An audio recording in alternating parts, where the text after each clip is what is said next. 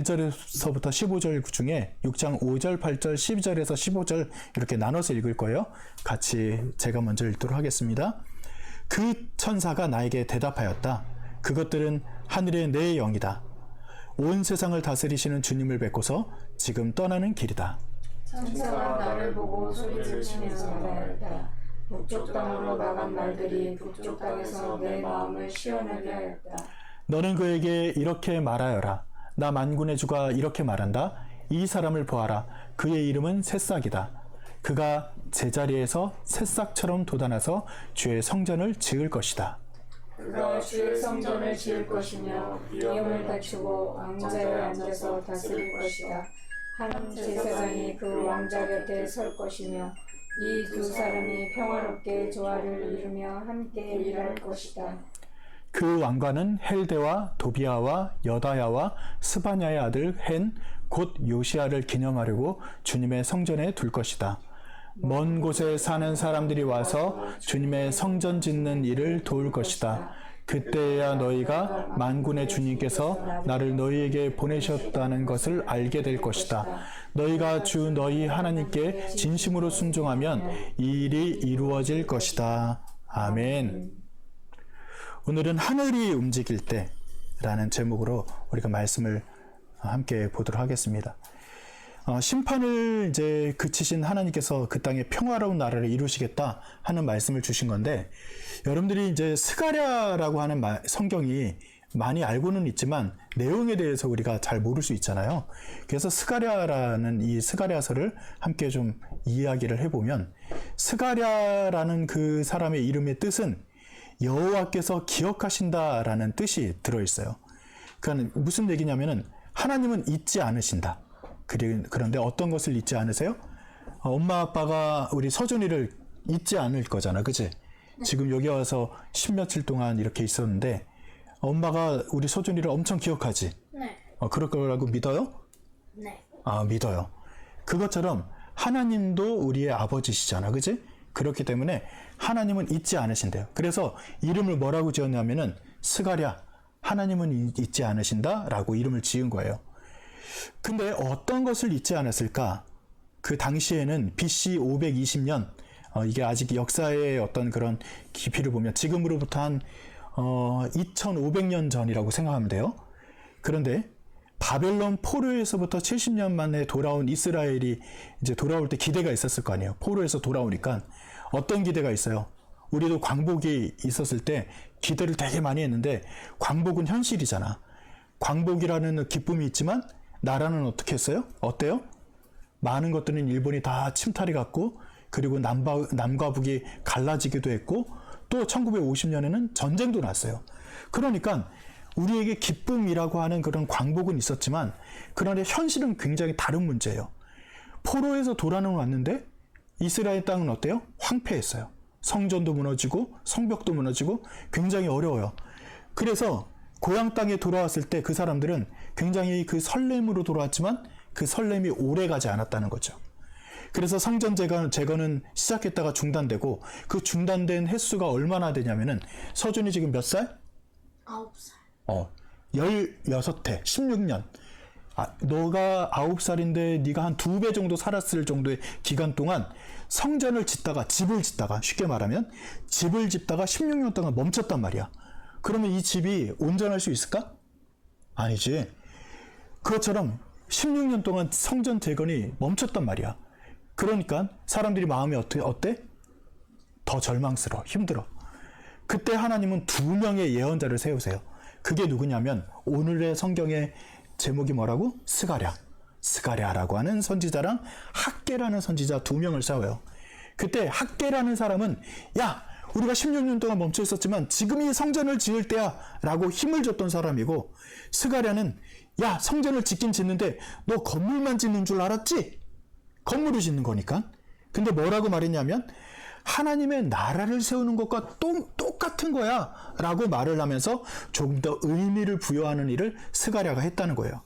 그래서 스가랴는 눈에 보이는 성전만 짓는 게 아니야. 그러니까 눈에 보이는 우리가 이 건물만 짓는 게 아니라 이것을 통해서 하나님의 나라가 어떻게 세워지는지 큰 그림을 제시한 사람이 바로 누구? 스가랴. 역시. 누구 조카? 이모부 조카. 임여환 목사님 조카? 이모부 조카. 우리 서준이가 아주 똘똘해. 그래서 하나님의 그 이야기 듣고서 스가랴는 전해야 되는데, 스가랴도 확신이 있어야 될 거 아니에요. 스가랴는 어떻게 확신을 가졌냐면은 환상을 본 거예요.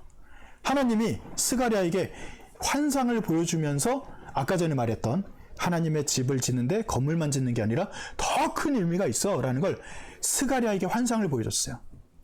자, 혹시 여러분들이 이 그림이 뭘 의미하는지 혹시 아시나요? 그 시지프스 신화라고 있어요. 거기 보면은 시시포스가 기억하는 거. 그래, 시지프스라는 사람 기억나죠? 매일매일 이 사람이 벌을 받아. 어떤 벌을 받았냐면은 거대한 바위를 산 꼭대기까지 매일매일 올려야 돼. 근데 올렸는데 어떻게 돼? 떨어져요. 또 떨어져. 그럼 또 어떻게 해야 돼? 또 올려야 돼. 그럼 또 어떻게 돼? 또 떨어져. 야, 끝없이 계속해서 반복되는 절망이 있었다는 거죠. 그는 땅만 보면서 바위를 밀었고 그 반복하는 그 속에서 점점점 힘을 잃었겠지. 똑같아. 그 당시에 이스라엘 백성들의 심정이 이 시지프스의 마음이랑 똑같았단 말이야. 그래서 그때 보면 맨날 이스라엘 사람들이 어디만 봐? 하늘을 보고 있어, 땅을 보고 있어? 땅을 보고 있지. 그래서 하늘을 볼 힘이 없다는 거야. 오른쪽에서 뭐가 불어? 바람이 불어. 하나님이 오늘 내 바람을 불어오게 하면서 땅만 보면서 걷고 있는 시지프스와 같은 이 이스라엘 백성들에게 하나님이 예언을 통해서 스가랴의 환상을 통해서 말씀하시는 내용이 바로 이 스가랴 오늘의 말씀이라는 것을 기억하시기 바랍니다. 당시 고대 유대인들은 세상을 동서남북 네 방향으로만 이해했어요. 지금은 위아래도 있고 우리가 360도의 개념이 있잖아요. 근데 그 당시에 세상 그러면 동서남북이라고 하고 단순한 생각을 했어요. 그리고 하늘의 바람이라고 하는 것은 단순한 공기의 움직임만이 아니라 하나님의 능력과 심판과 회복을 전 세계에 전하는 하나님의 힘이라고 그들은 생각을 했대요. 그렇기 때문에 오늘 우리에게도 이것을 적용하다면 어떤 적용을 할 수 있을까? 우리도 경제, 정치, 아까 전에도 우리 같이 뉴스 봤었지? 근데 뉴스 봤는데 좋은 일만 나와요? 나쁜 일도 나와요? 나쁜 일. 그죠? 그러니까 좋은 일만 나오면 좋겠는데 나쁜 일도 나오고 안 좋은 소식들이 들려온단 말이에요. 그래서 점점 우리의 시선이 자꾸 땅으로 고정이 돼요. 하늘에 고정된다고 하는 것은 하나님을 바라본다는 얘기거든요. 안 좋은 얘기 들으니까 우리는 에이, 이놈의 세상, 망할 놈의 세상, 이런 얘기를 가끔 어른들이 하니까 그런 얘기를 들을 때마다 아, 그렇구나, 우리가 땅만 보는구나 라고 생각하면 돼요. 무너진 성제, 막힌 경제, 성전, 그리고 주변의 민족들의 위협, 그들에게 하늘이라고 하는 것은 너무나도 멀리 느껴졌다는 거죠.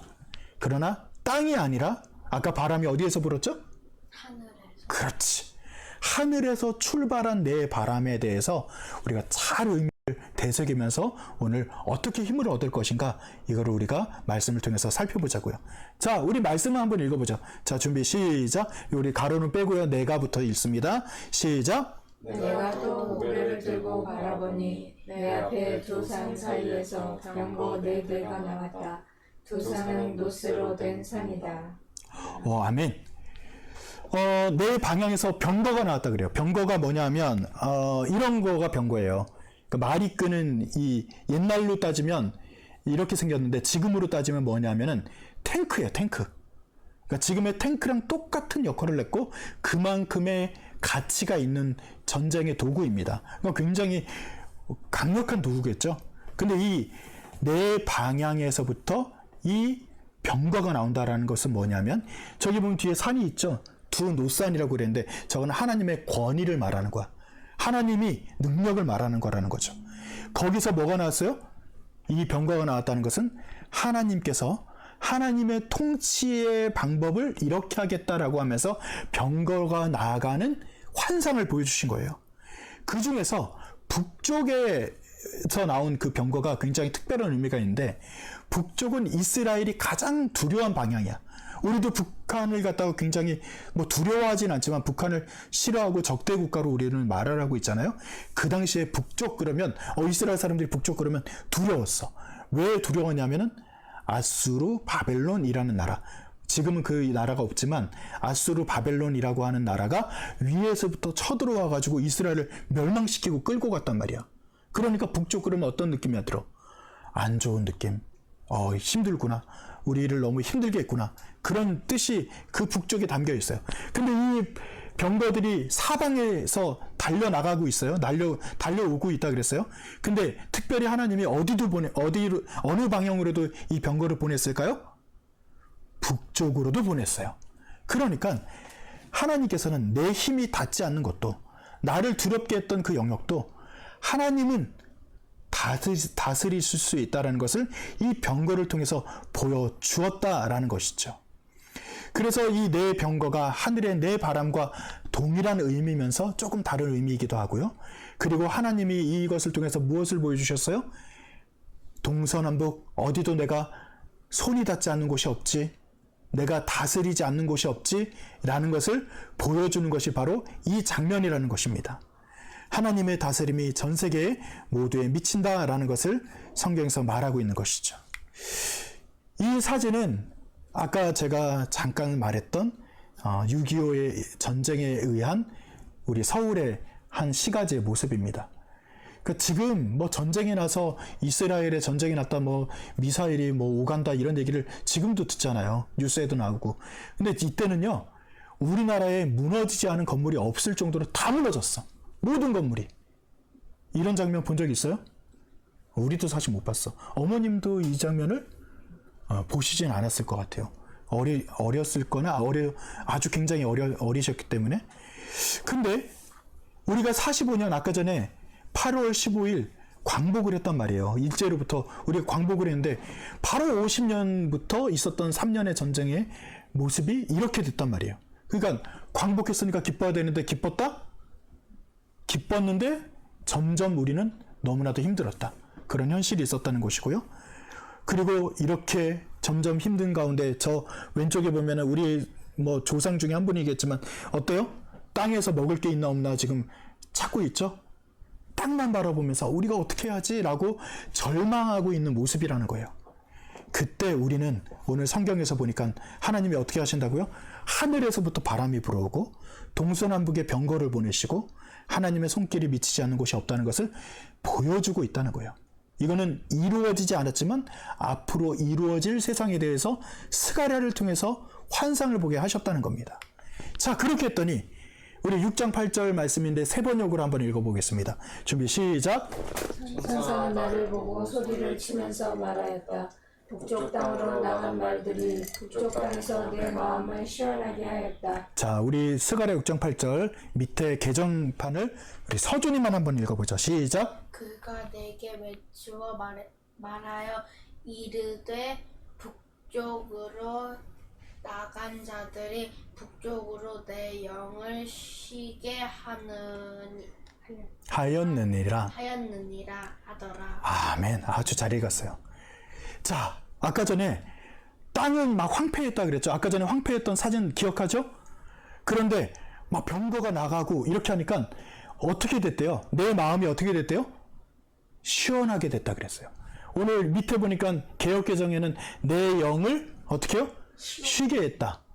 이 쉬게 했다라는 말이 여러분들이 잘 알고 있는 단어입니다. 샬롬이라는 단어예요. 샬롬이 뭘까? 평화라는 단어예요. 샬롬은 그 당시에 우리는 만나면 어떻게 인사하죠? 안녕하세요.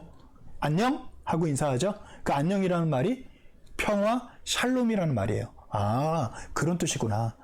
샬롬이라고 하는 말은 단순히 전쟁이 그친 상태만을 말하는 게 아니에요. 하나님이 다스릴 거야.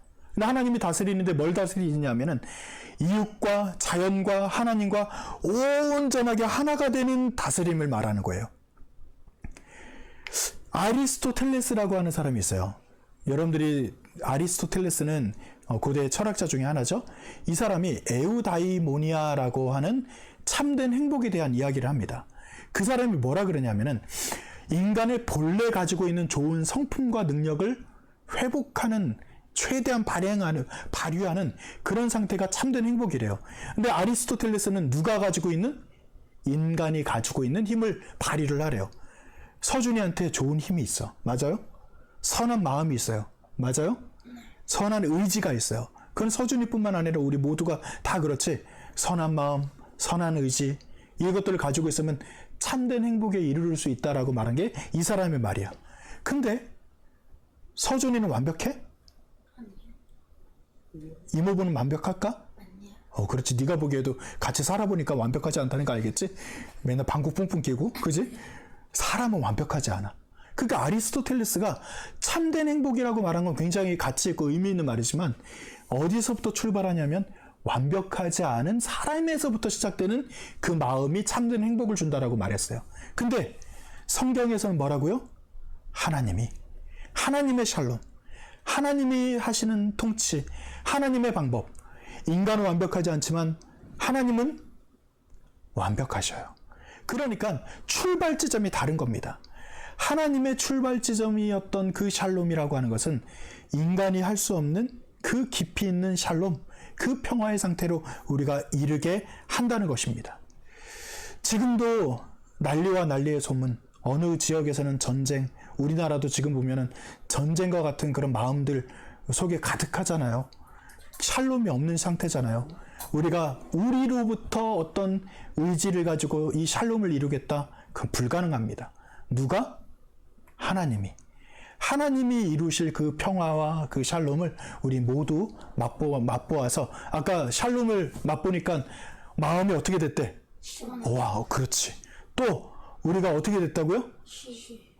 참 평안하다, 쉬었다. 그런 마음이 누구로부터? 하나님으로부터 온다는 거예요. 자, 그것이 우리에게 주신 하나님이 주신 첫 번째 위안입니다. 자, 그 다음 말씀 또 읽어볼까요? 다 같이 읽습니다. 시작. 은광을 받아 멜루관을 만들어 여호사닥의 아들 대제사장 여호수아의 머리에 씌우고 말하여 이르기를 만군의 여호와께서 이같이 말씀하시되 보라 싹이라 이름하는 사람이 자기 곳에서 돋아나서 여호와의 전을 건축하리라. 아멘. 자, 쉽게 표현한 그림이 이거야. 왼쪽은 하나님, 오른쪽은 여호수아. 뭘 씌워요? 왕관. 저걸 멸류관이라고 해요. 그래서 이거는 이 장면은 실제로 여호수아가 살던 시대도 아니고 여호수아에게 관을 씌운다. 이 모든 것은 다 상징 언어야. 그러니까 실제로 일어나는 게 아니라 환상을 보는 거니까 환상은 지금 일어나지 않는 일들을 보여주는 거잖아요. 그래서 이 모든 것들을 해석할 때는 조금 이 어떤 의미가 담겨 있구나 라는 의미를 잘 찾아야 되는 거예요. 뭐냐면은 실제로 제사장에게 왕관을 씌운 퍼포먼스를 이야기하는 거예요. 그런데 지금의 건물을 재건하는 것을 아까 전에 건물을 새로 짓는다 그랬지? 근데 스가랴에게 너 건물만 짓는 게 아니야. 뭣도 새롭게 만드는 거야? 하나님의 나라. 우와! 우리 박수 한번. 야, 진짜. 그렇지. 건물만 짓는 게 아니라 하나님의 나라도 짓는 거야 라는 뜻이 들어있다 그랬잖아. 그러니까 하나님께서 멸류관을 씌워준다는 것은 하나님의 나라를 통치하는 것에 대한 이야기를 하는 거예요. 그래서 하나님께서 하는데 12절에 보니까 보라, 저기 보면은 이름이 하나 나오는데 재밌는 이름이 나오네? 무슨 이름이 나오죠? 싹. 싹인데 새싹이라고 말하면 돼요. 새싹, 싹. 이거는 뭐냐면 싹이라고 말하는데 새싹과 같은 것이 새순이 돋는다라는 표현이 굉장히 성경에 많이 나오거든요. 이거는 누구를 의미하냐면은 우리가 교회 다니면서 누구를 믿는다고 하죠? 하나님. 또 하나님의 아들? 예수님. 그렇죠. 바로 예수님이에요. 즉, 이 성경의 내용은 아직 이루어지진 않았지만 앞으로 새싹이라고 부르는 예수님이 오실 것이고 예수님이 통치하신다는 것을 의미하는 거예요. 그러니까 아까 전에 우리 서준이가 얘기 잘 대답한 것처럼 건물만 짓는 게 아니라 하나님의 통치를 하신다라는 의미인데 그 통치를 누구를 통해서? 예수님을 통해서 하시겠다라는 것을 보여주는 것이죠. 그래서 하나님께서 우리에게 주신 이 통치의 방법을 우리에게 잘 받아들이면 여기서 보면은 어때요? 만군의 여호와께서 이같이 말씀하여 이르시되 보라 싹이라 이름하는 사람이 자기 곳에서 돋아나서 여호와의 전을 건축할 것이다 라고 말하면서 하나님이 건물도 세우시고 통치하는 메시아, 즉 예수님도 보내주시고 또 그런 리더도 세워주신다라고 말하는 그 모든 것이 복합적으로 들어있는 거예요. 그래서 그렇게 여러 새싹과 같은 메시아와 같은 그런 마음을 지녔던 사람들이 있을 것 아니에요. 그 세상에 여러 사람 중에도 예수님과 같은 마음을 품었던 여러 사람이 있을 거예요. 이 사람이 누군지 혹시 알아요? 이 사람은 링컨이라는 대통령이에요. 들어는 봤죠? 이 사람은 어떻게 링컨이 대통령이 되면서 멋진 일들을 했는지 한 가지만 소개해 줄게요.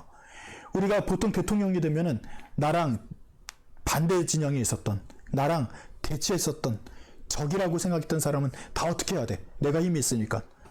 물리치거나 자르거나 아니면 막 깜빵에 보내거나 이럴 수도 있죠.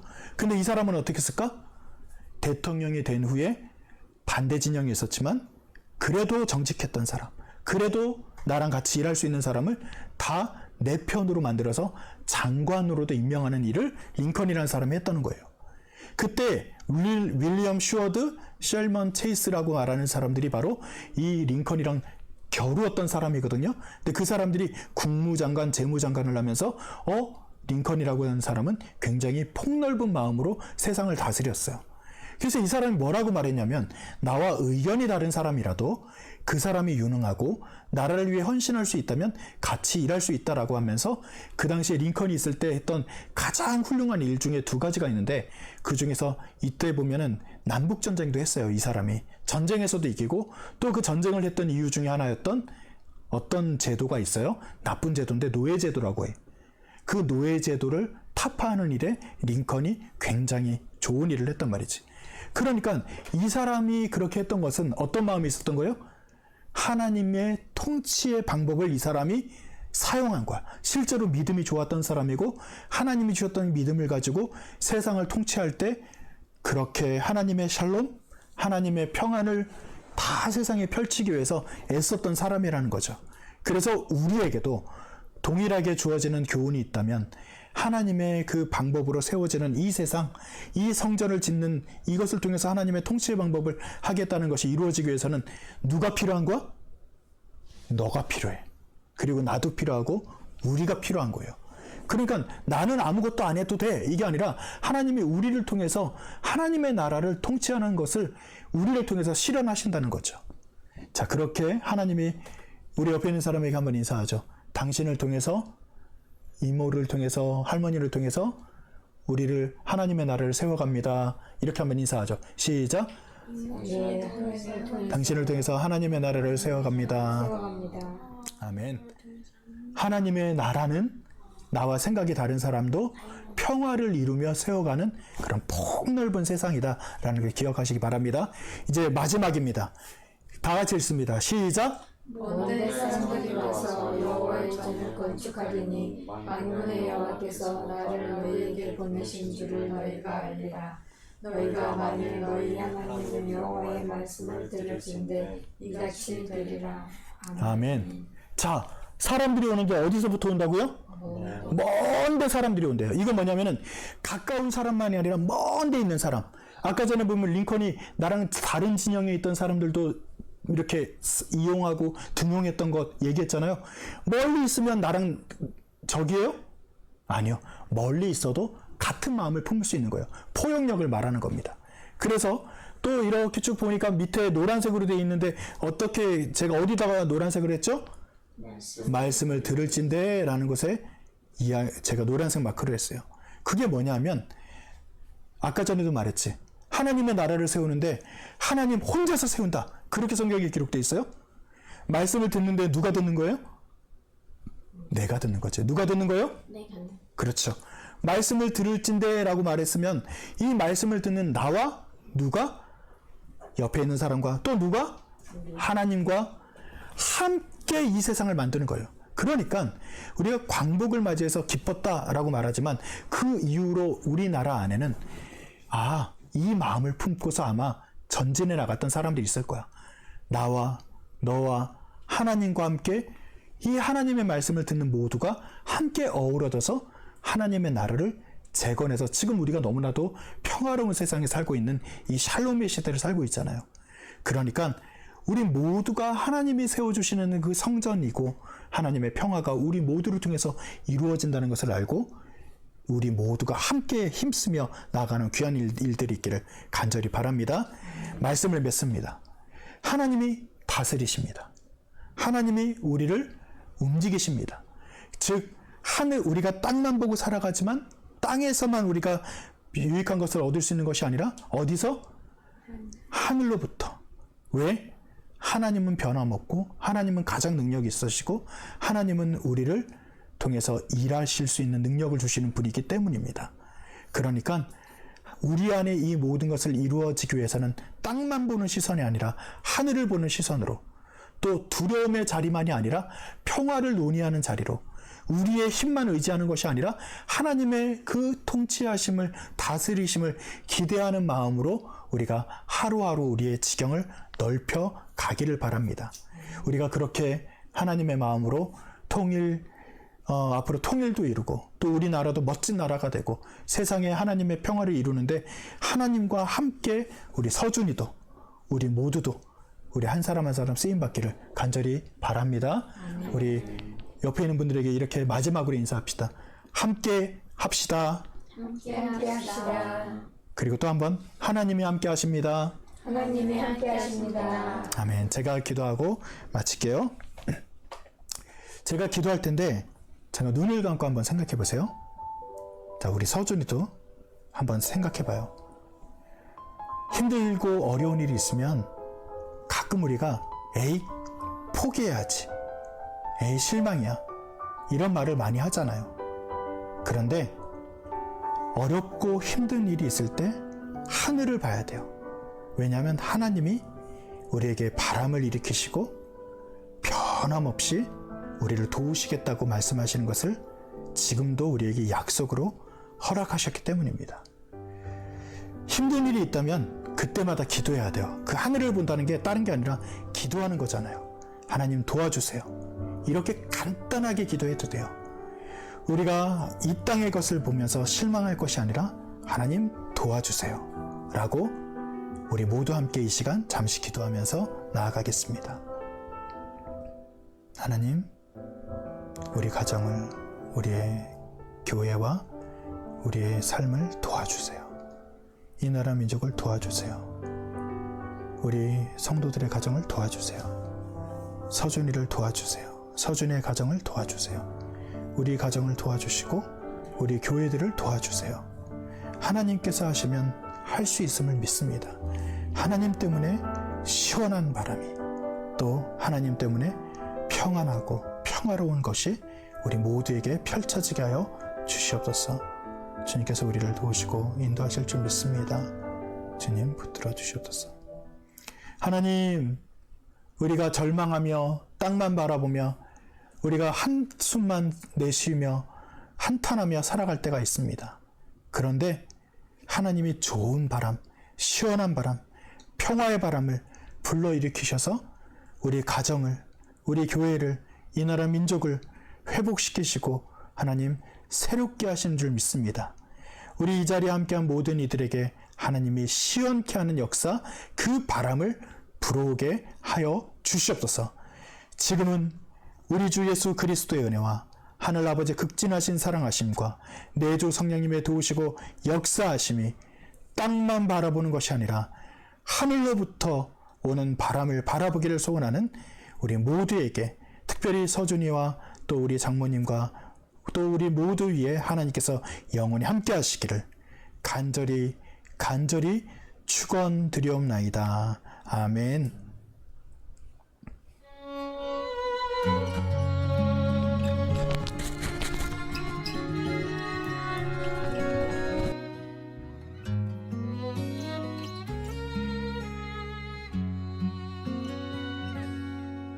전능하신 하나님, 너를 지키시는 분, 그 얼굴